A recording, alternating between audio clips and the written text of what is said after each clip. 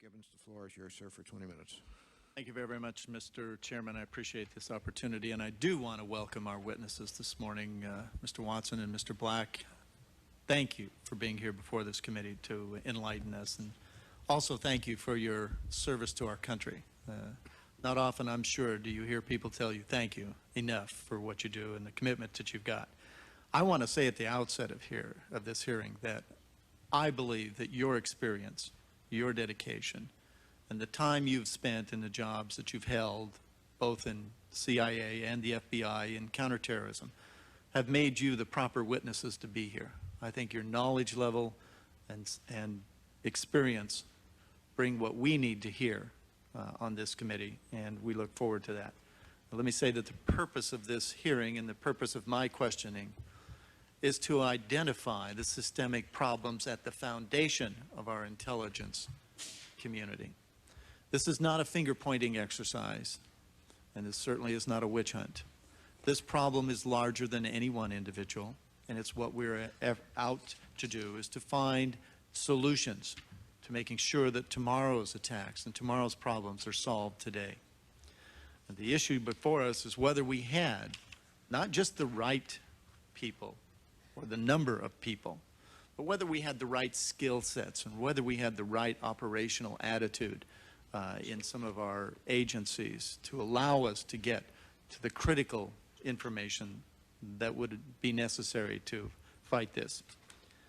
And may I say to both of you that if I do probe or ask a question that requires a consideration of national security for clearance, please note the question, and we will be happy to receive your answer in the closed session that we have this afternoon. Mr. Black, I would like to start with you, if I may, and again, welcome to our committee. And let me say that you've always been a staunch advocate before our committee. This is my 6th year on the Intelligence Committee, and I can say to those watching that you have come before our committee time and time again as a staunch reporter of terrorist activities, what this country was facing, what we needed to do. My question would be, was there an articulation of your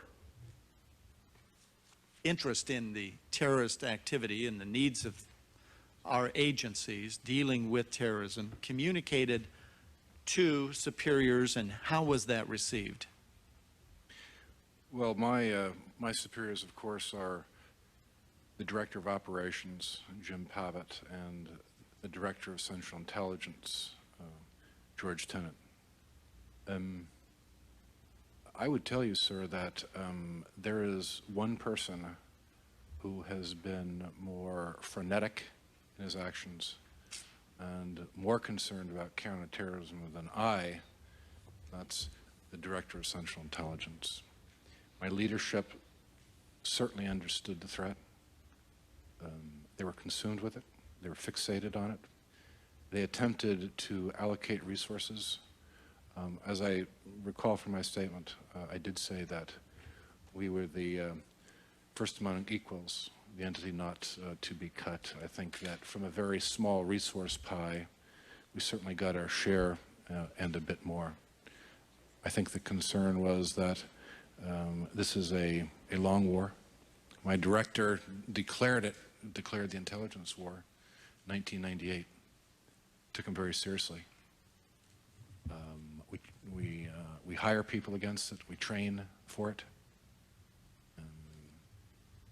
But I think the issue before you for your consideration would be, this is going to be a long struggle. And it's certainly going to see a lot of us out in terms of longevity. We need to build a base so that we can move forward without people like Mr. Watson's special agents getting burned out, or our personnel running on empty year after year. This is no way to run a system, sir. If you're going to fight, you want to get the right number of troops. And so more is not necessarily the only answer, but certainly more is required. But I think we also have to look for the resource base, to move forward. Thank you. So what you're telling our committee is that your advocacy of the threat posed by the terrorist was communicated to your leadership in a need for more resources in the application of the war against terrorism beginning in 1998. I actually came to this job in 1999. But Beginning in but the answer to that is yes, they're certainly aware of my concerns. They are as equally concerned, and being by their side, their actions conform to their concerns. Now, you also mentioned that budget reductions in 1999 saw or forced an approximate 30% cut in agency operations.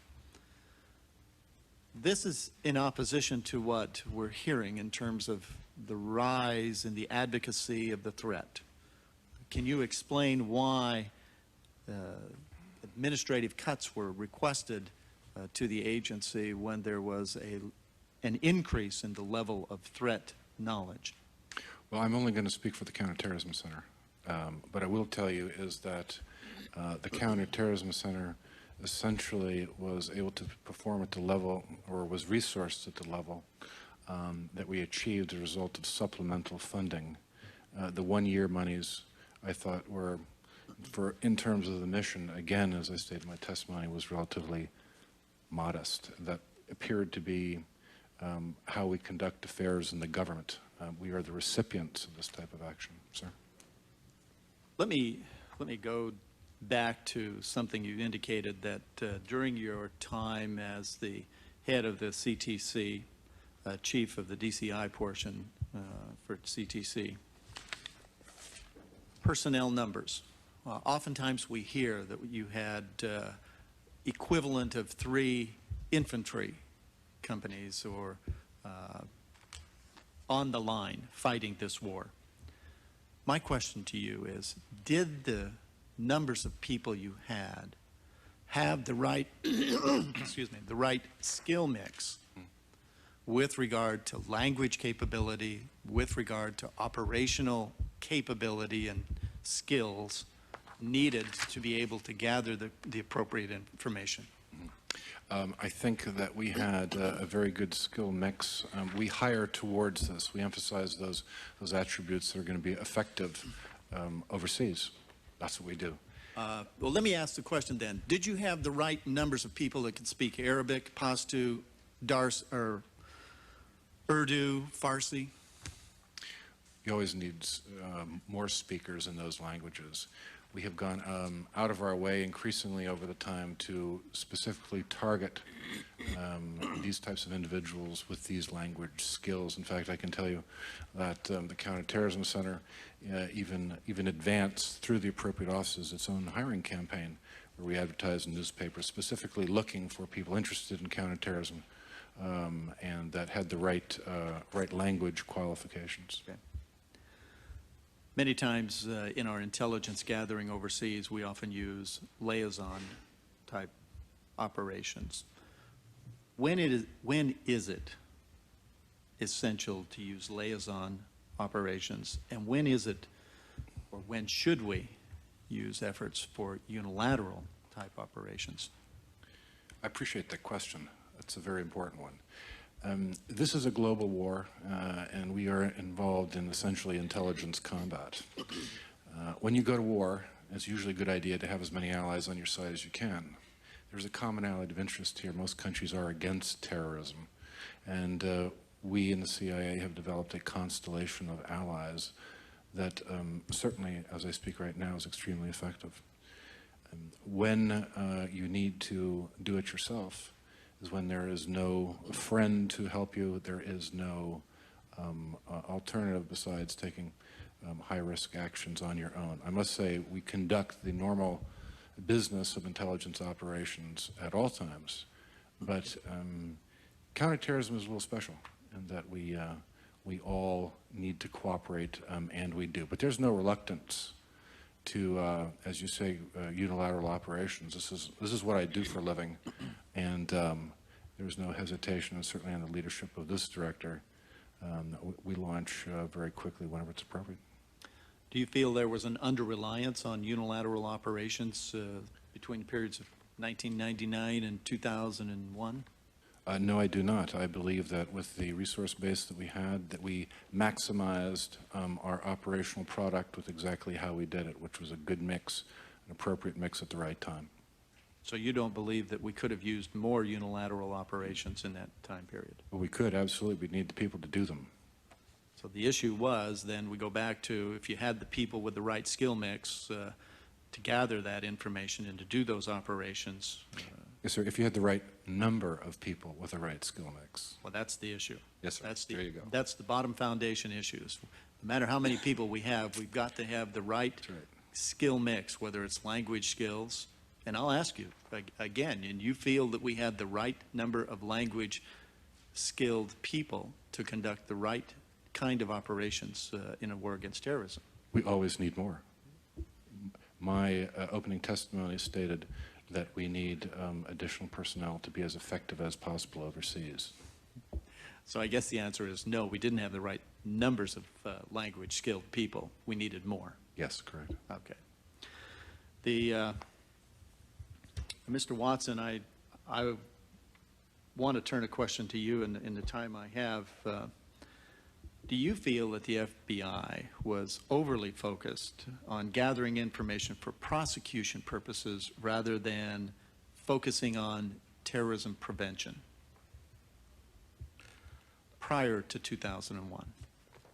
I think, as I've indicated, in 1998, that the light really came on for me personally as well as an organization, that we were going to be involved in collection of evidence, we were going to be involved in investigating post-events.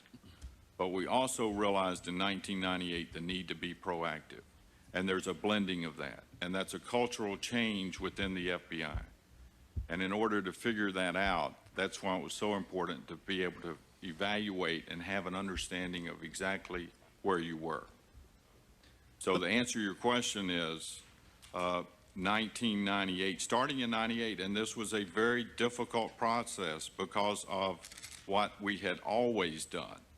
And then you try to talk to individuals or even outside the Bureau about, well, what do we think might happen across the horizon? And you look at the cyber arena, and I'm trying to answer your question very specifically. We looked at that in 98 because NIPC, the National Infrastructure Protection Center, was under the counterterrorism program at the time. What in the world are we going to do to try to get to where we need to be by 05 in just the cyber arena? And people started thinking about it, and I started thinking about it, that if we don't do it, we'll be here in 05 and we won't be able to figure out cyber issues, and there will probably be no crime or no criminal act committed that doesn't involve cyber. So to answer your question, heavy on the collection of evidence and investigative side. But starting in 98, it was very clear to me that you had to have a vision and you had to look beyond cases. And if we were just running out and investigating cases, that's all we would ever be doing. And so some smart people got together and we decided what is the threat and how do we address it. Let me ask both of you to answer this question because I think it's clear that both of you have definite and distinct approaches to counterterrorism in America. Would ask each of you to identify how you measure success in your fields with regard to what you've done since 1999 or 98, whenever you came to those. What are your success measurements and benchmarks that you established to allow you to identify whether you were what you were doing was correct? I'll go first, show me. Who? Mr. Watson, if you want to go Okay. first, that's fine. That is a very fair question, and I'll be happy to answer that. I think in order to evaluate the counterterrorism program of the FBI, and if you look at prior to 98 and even post 98, you had to have very specific criteria. And if you rely upon the number of arrests, number of convictions, or the number of acts of terrorism prevented, I think you might get a faulty representation of how well you're doing. And so the idea was, starting in 1998, was to see how well and at what criteria. So we developed specific criteria to measure and evaluate ourselves at the field, at every field office. And it was no longer acceptable for a special agent in charge to be assigned to some field office that had worked drugs all his life, who is now responsible for counterterrorism in a certain state or area. He needs help with that, or she needs help. So we developed specific, measurable criteria to say, this is what we want you to do in Little Rock, or whatever city it was. And we're going to measure that. And I'm going to hold you accountable for that action. And this is where, when you put all that together, is a huge management success to be able to say exactly where you were in the process and exactly what resources for the first time we needed and what were the technology problems. And does all our field offices have enough analysts? And you measure that. And we measured that through a series of reports every 6 months provided to the director. Did that answer your specific question? Yes, Mr. Black. Sir, essentially, in my business, you're looking at a global counterterrorism program. There are a lot of criteria of success or measurements towards success. There's things such as the number and the quality of foreign relationships that you have overseas, the number and quality of assets that are providing you insightful counterterrorist information. Also, the support and development measurements, the selection of appropriate officers, as you mentioned before, the language criteria, the training given, and assignment to specific regions to maximize the qualities and skills of that officer against specific targets. In the end, it is my personal view that programmatical approach is a good one in counterterrorism. Because this fight's going to be long, it's going to be very difficult. It's going to consume the time of a lot of our officers as well as resources, and you're looking at relationships, looking at your own people conducting these operations, as well as the product, which is the reporting from assets to be analyzed by analysts, and the end result objective, which is very difficult, but which we do achieve and we attempt to achieve always, is to develop that tactical, detailed intelligence so that can be passed over to law enforcement or other intelligence services so that we can preempt and disrupt specific attacks and save lives. Carter, may I have just one other thought that I would like to, referring to your question. I think Senator Shelby and Congressman Goss are good examples. I'll use both of you in this. I mean, when I would come up and appear before you, I think the question would be for the FBI, Mr. Watson, what's your budget? And the numbers were so and so. Well, last year, how many acts of terrorism did you prevent? What did we get with that money? And my mind would race real rapidly. We had the case in Sacramento. We had the guy down in Tampa, Florida. Well, if we cut your budget in half, would we get half that many? If we doubled your budget, would we get double the number of preventions? And the answer is no.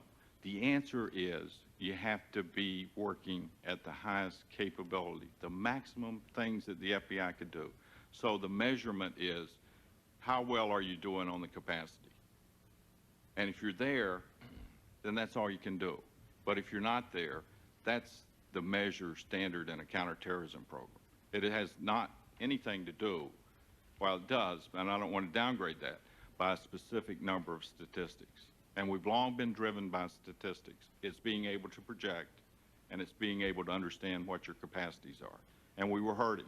We were hurting in the areas of training and analyst, those things. I just wanted to make that point. Thank you. Mr. Black, I want to go back to something you indicated. The product of your measurement was reporting, increased reporting as part of that product. It seems to me that there was a dramatic rise in the number of reports that were presented to the agency from the field with regard to terrorism over this period of time. My question is, do you feel that the threshold of reporting was low enough or so low that it presented you with a flood of information that could not be properly analyzed, it could not be properly disseminated to the intelligence community, that would have been able to be verified and substantiated and corroborated because of the sort of frantic pace that we were under to get information and any information that we could. Did that have that effect? In other words, preventing it from being properly analyzed, properly disseminated, and distributed to our intelligence community? We're obviously in the business of collecting intelligence and disseminating intelligence. When we collect intelligence information that is new and it's considered at the time to be accurate, then that is passed along with the appropriate review and processing, and that would go to our analysts. I seem to always return or come back to the same thing, and that is that the people are the most important part of all of this. All the intelligence we collect is reviewed and processed. It is disseminated. We're not going to be in the business of withholding intelligence information from a validated customer. And there's a lot of secrecy involved in this. But if it is caveated, if we don't essentially think it's necessarily completely true, we may say that. Mr. Chairman, I see that my time has expired. I want to thank you for the